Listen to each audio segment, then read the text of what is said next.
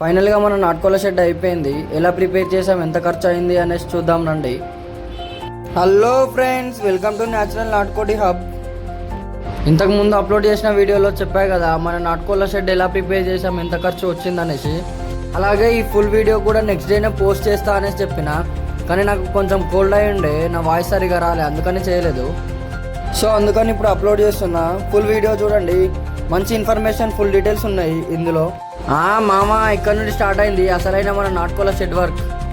మనం మన నాటుకోల షెడ్ కోసం మొత్తం క్లీన్ చేపిస్తుంటే మస్తు అంటే మస్తు జర్రీలు వెళ్ళినాయి. చూడండి, ఒక జర్రీని అయితే చీమలు లాక్కొని పోతున్నాయి. ఇక్కడ నీట్గా మంచిగా క్లీన్గా చేస్తున్నారు చూసారా, అదే మనం నాటుకోల షెడ్ వేసుకోబోయే ప్లేస్. ఇదంతా చేపించడానికి మాకు ఒక 1 అవర్ అయింది. ఆ 1 అవర్కి 1000 అయినాయి. చేపించడం అంతా అయిపోయి ఇంటికి వచ్చిన తర్వాత మా డాడీ నేను కూర్చొని మన నాటుకోల ఫామ్ డిజైన్ని గీస్తున్నాం. మా డాడీ నీట్గా ఎక్స్ప్లెయిన్ చేస్తుండు. ఇది వచ్చేసి మన షెడ్ ప్రిపరేషన్లో సెకండ్ డే. మన షెడ్ కోసం కావాల్సిన కనీలు, కర్రలు, గుంజలు, రేకులు అన్నీ తెచ్చుకున్నాం. లోడ్ ఎక్కువగా ఉందనేసి మా 2 ఫ్రెండ్స్ని పిలవగానే వచ్చారు. ఆ రోజు నాకంటే ఎక్కువ వాళ్ళే కష్టపడ్డారు. ఇది ఒక్కటే కాదు, మన నాటుకోల షెడ్ మొత్తం అయిపోయేంత వరకు నాతోటే ఉన్నారు వీళ్ళిద్దరు. ఫైనల్గా లోడ్ అంతా దించేసినాం. ఇది వచ్చేసి 3rd డే, మన షెడ్ వేసుకుపోయే రోజు. చూడండి, మా డాడీ మార్కింగ్ చేస్తుండు మన షెడ్కి లెంత్ ఎంత, విడ్త్ ఎంత కావాలని. నిన్న మనం తెచ్చుకున్న కర్రలు, గుంజలు, రేకులు, కనీలు అన్నిటికి కలిపి ఒక 65,000 to 70,000 అయినాయి. మార్కింగ్ చేసుకోవడం అయిపోగానే చిన్నగా పూజ స్టార్ట్ చేసిన. మస్తు గాలి వస్తుంది, అగరబత్తీలు ఏమో అంటుకుంటలేవు. అట్లా అనేసి ఒక పెద్దాయన వచ్చి అంటించిండు. ఫైనల్గా అయితే అంటుకున్నాయి.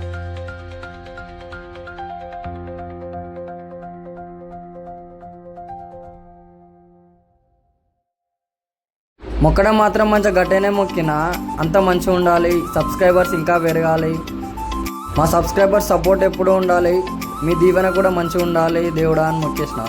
ఏం లేదు ఫ్రెండ్స్, ఉన్నది ఒకటే జీవితం. గెలుస్తామా ఓడుతామా, ఓడిపోయినా మన అక్కడ పోయేది ఏమీ లేదు. కానీ ఒక్కసారన్నా ట్రై చేయాలి. ట్రై చేయకపోతే మాత్రం అది మన తప్పు అవుతుంది. అట్లా అనేసి నిర్ణయం తీసుకున్నాం. ఏం కాదు, చేద్దాం బిజినెస్ అనేసి. పూజ అయిపోయిన తర్వాత ఇప్పటిదాకా పెట్టుకున్న మార్కింగ్ ప్రకారం ఆ గుంతలు తీసి కనీలు వాతారు.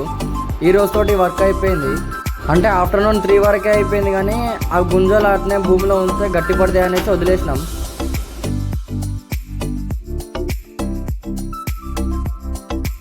ఇది వచ్చేసి 4th డే. మనం పాతిన గుంజల పైన కర్రలు వేసుకుంటున్నాం.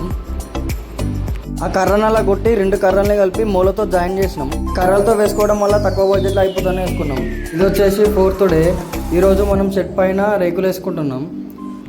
మేమేమో ఆ పని చేస్తుంటే మా మామగాడేమో ఆ గొడ్డలతో ఆడుతుండు చిన్న పొరం లెక్క. మనం ఒక సైడ్ రేకులు వేయడం అయిపోయింది. నేను రేకులలో కూడా సిమెంట్ రేకులు మాత్రమే తీసుకున్నా. ఈ సిమెంట్ రేకులు తీసుకోవడం వల్ల మనకు ఖర్చు తక్కువ వస్తుంది, మనకు అనుకూలంగా ఉంటాయి. ఎండాకాలం, వానాకాలం, చలికాలం ఇట్లా కోడిపిల్లలకు మంచి రక్షణ ఉంటుంది అనేసి నేను ఈ సిమెంట్ రేకులు తీసుకున్నా. మనం 2 సైడ్స్ రేకులు వేసుకున్న తర్వాత వాటికి కొండితో నట్టు ఫిట్టింగ్ చేయడం జరుగుతుంది. ఎందుకంటే ఎక్కువ గాలి ఇట్లా వచ్చినప్పుడు అవి ఎగరకుండా, కదలకుండా ఉంటాయి, మంచిగా గట్టిగా ఉంటాయి. అందుకోసం నట్టు ఫిట్టింగ్ చేసినాం. 2 రేకులు జాయింట్ అయినా కాడ పైనకి వెళ్ళి ఒక ఐరన్ షీట్ వేసుకున్నాం. ఈ ఐరన్ షీట్ ఎందుకు వేసుకున్నామంటే వర్షం వచ్చినప్పుడు మన షెడ్ లోపల నీళ్ళు పడకుండా ఉంటాయి. ఈ ఐరన్ షీట్ ఎగిరిపోకుండా జవాయితో గట్టిగా కట్టినాం. ఆగండి, ఎట్లా వేసుకున్నామో నేను పైకి ఎక్కి చూపిస్తా. ఇగో ఇలా వేసుకున్నాం. మొత్తం గ్యాప్ ఏం కనబడతలే కాబట్టి ఏం కురవదు మన షెడ్. ఫైనల్గా ఇలా ఉంది.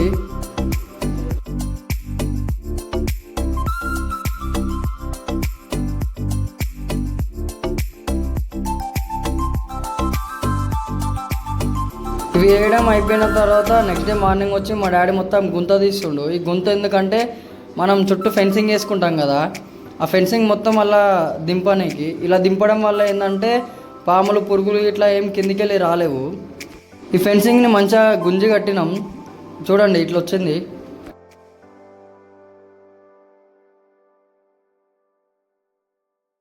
మనం లో బడ్జెట్లో షెడ్ అరేంజ్ చేసుకుందాం అనుకున్నాం కాబట్టి ఈ చుట్టూ గోడ కట్టకుండా దీనికి కూడా ఒక ఐరన్ షీట్ వేసుకున్నాం. ఇది ఒక 2 feet వరకు ఉంటుంది. ఈ షీట్ని, ఐరన్ జాల్ని రెండింటిని కలిపి ఒక 1/2 feet మందం భూమిలో పెట్టినాం. ఈరోజు మనం షీట్, జాలి వేసుకోవడం అయిపోయింది. ఫైనల్గా ఈరోజు వరకు ఇట్లా ఉంది మన షెడ్ మొత్తం.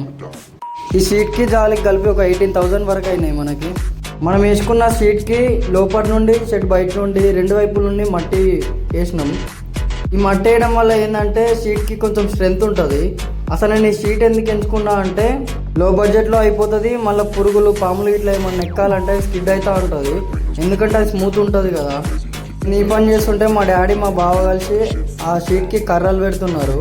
అది ఎక్కువ గాలి వచ్చినప్పుడు అటు ఇటు ఊగకుండా, దీనివల్ల దానికి మంచి సపోర్ట్ ఉంటుంది. మా పనిలో మేము ఉంటే మా వివేక్ గాడు వచ్చి తీట పని చేస్తుండు కొట్టాడు. అమ్మాయ మామ మన వర్క్ మొత్తం అయిపోయింది. ఇప్పుడు మన నాటుకోళ్ళ షెడ్ కోసం ఒక డోర్ మొత్తం ఫిక్స్ చేస్తే అయిపోతుంది. ఆ డోర్ కూడా తెచ్చేసినాం, అది కూడా ఫిక్స్ చేసేసినాం.